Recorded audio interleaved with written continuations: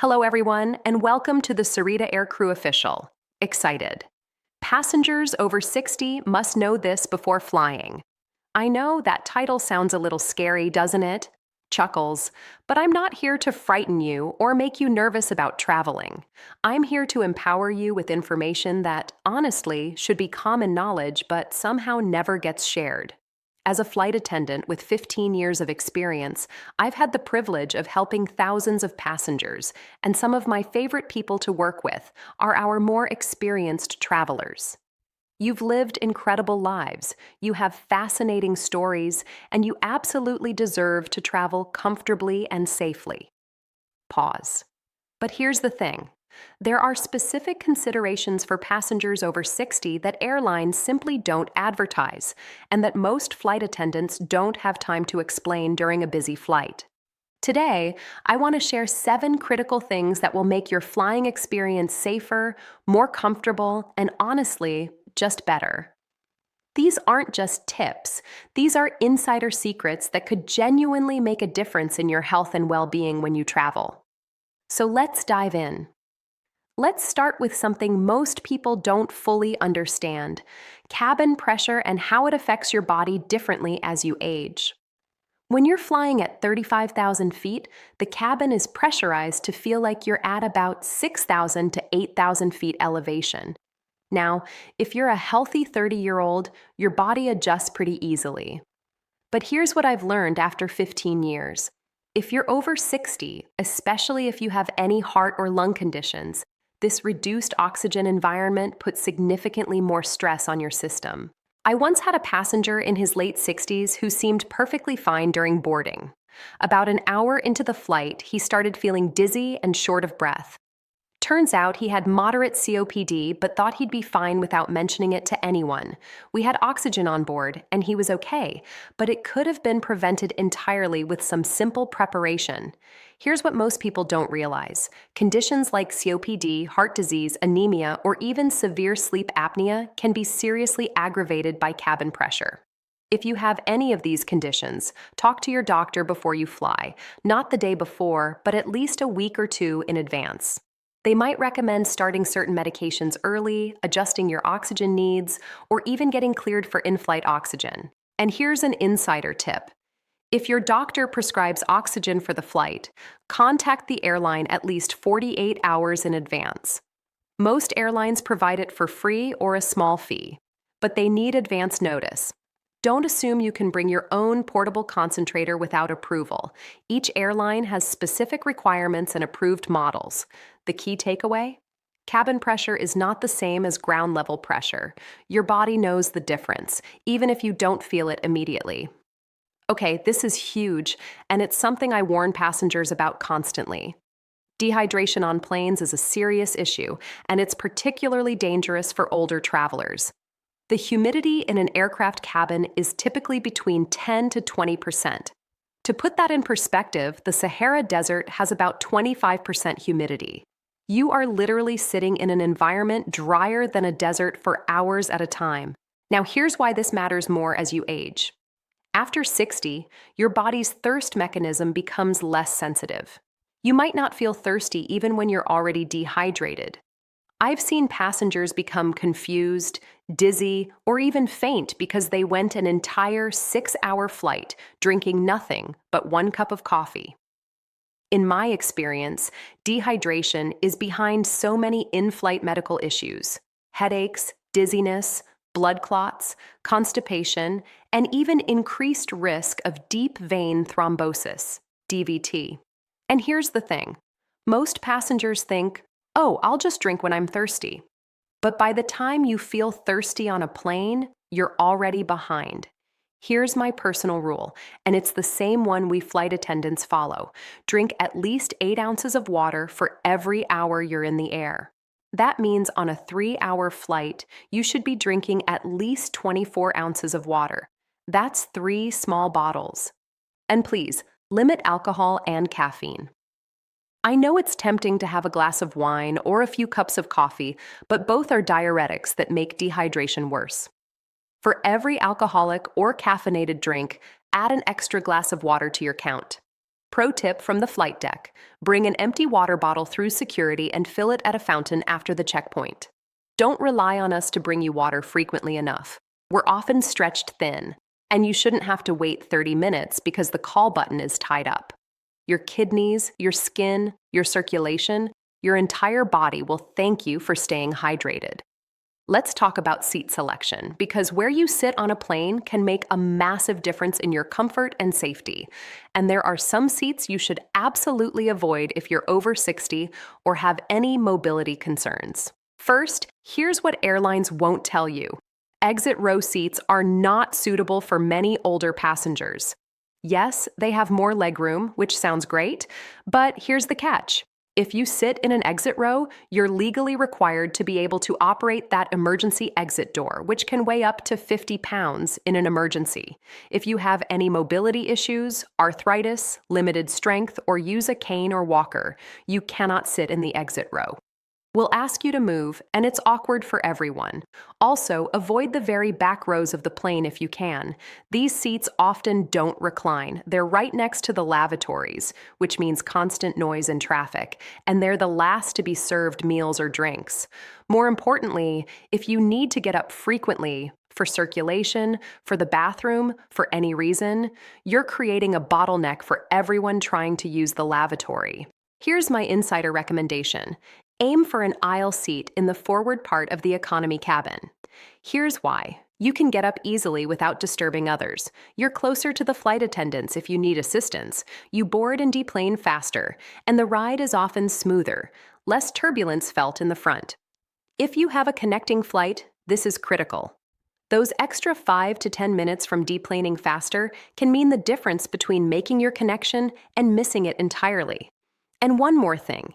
If you use a wheelchair or have significant mobility issues, always, and I mean always, inform the airline when you book. Request pre-boarding. It's your right, and it makes the whole process so much safer and less stressful for you. This is genuinely one of the most important things I can tell you, and it's something I've seen go wrong more times than I'd like to admit. Never, ever pack your essential medications in your checked luggage. I cannot stress this enough. Here's what happens. Bags get lost, delayed, or rerouted. It happens every single day. I've had passengers in tears because their heart medication, their insulin, their blood pressure pills are sitting in Chicago while they've landed in Miami. And here's the harsh reality. Replacing prescription medications in an unfamiliar city, sometimes in the middle of the night, is incredibly difficult and expensive. Pack at least 3 days' worth of all essential medications in your carry-on bag, even for a short trip. Keep them in their original labeled bottles. If you take multiple medications, consider bringing a list with dosages and your doctor's contact information. Here's an insider tip that could save your life. If you have a serious condition like diabetes, heart disease, or severe allergies, wear a medical alert bracelet or keep a card in your wallet with your conditions and medications listed. In an emergency, we need to know immediately what medications you're on, especially before we can administer anything from our medical kit. And speaking of medical kits, many passengers don't know this, but we have fairly extensive emergency medical equipment on board, including defibrillators, oxygen, and various medications. But we can only use them appropriately if we know what you're already taking. One more critical point. If you use nitroglycerin, an EpiPen, or any emergency medication, keep it on your person. Not in the overhead bin, not under the seat in front of you. In your pocket or in a small bag at your feet. Seconds matter in medical emergencies, and I've seen passengers struggle to reach their bag while having a cardiac episode.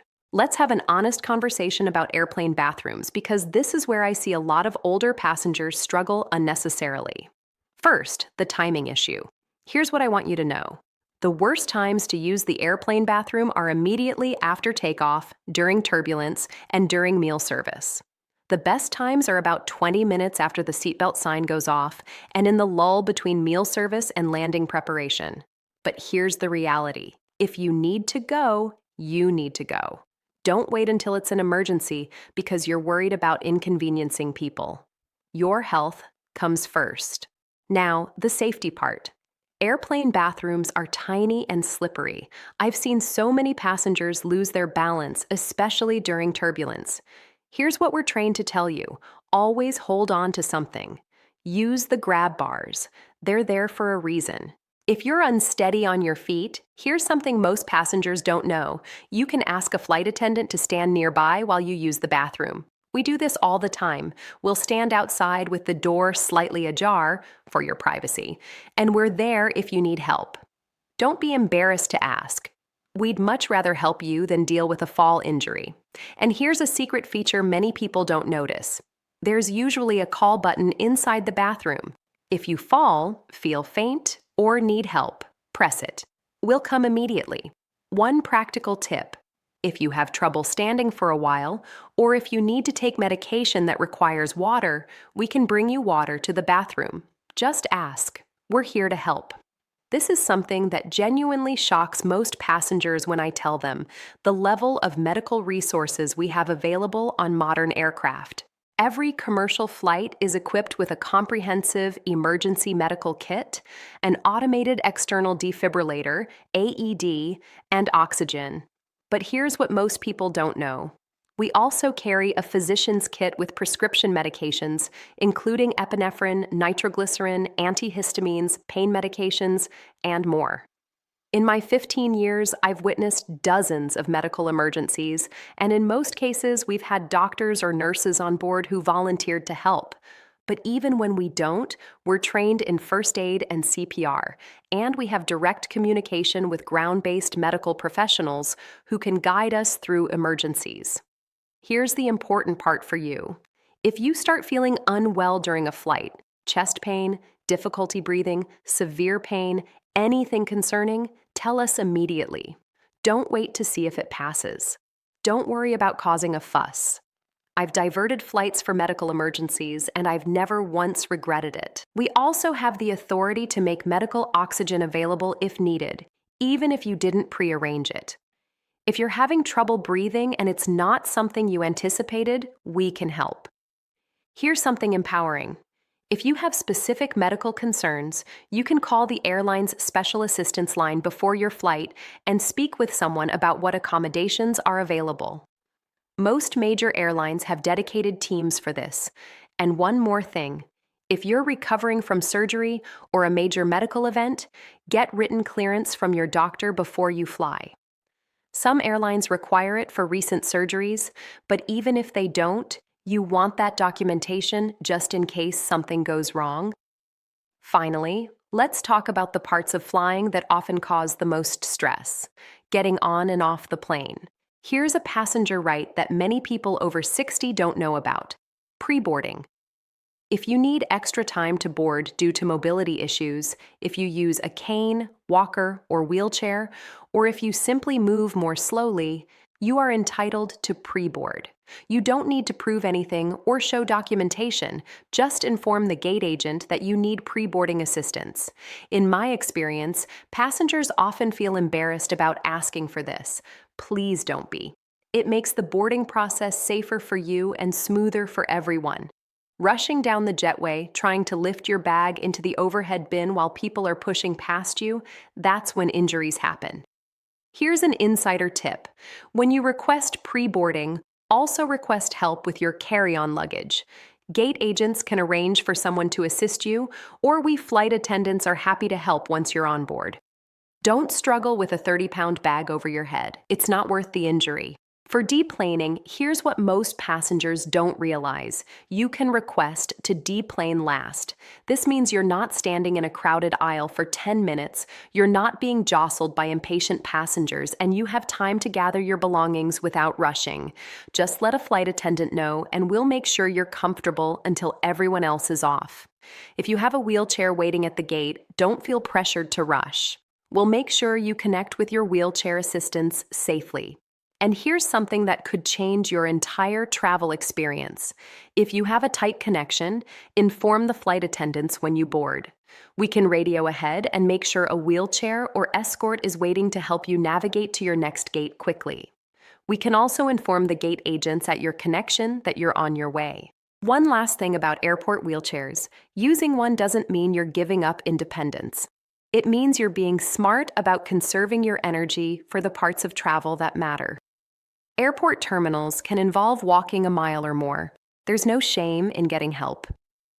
Listen, I've been doing this job for 15 years, and if there's one thing I've learned, it's that knowledge equals confidence. When you know what to expect, when you know what resources are available, when you know your rights as a passenger, travel becomes less stressful and more enjoyable. Age is just a number, and you absolutely deserve to explore the world, visit family, and enjoy your retirement. These 7 tips aren't about limitation. They're about empowerment. They're about making sure you can travel safely and comfortably for many years to come. Remember the key points. Understand how cabin pressure affects you. Stay aggressively hydrated, choose your seat wisely, keep medications in your carry-on, don't hesitate to ask for bathroom assistance, know what medical resources are available, and take advantage of pre-boarding and deplaning assistance. If you found this video helpful, please subscribe to the channel. I share insider travel tips every week that can save you money, time, and stress. And let me know in the comments. What's your biggest concern about flying? Or if you're an experienced traveler over 60, what tips would you add to this list? I love learning from you all. Safe travels, everyone, and remember, the skies are friendlier when you know the secrets. See you in the next video.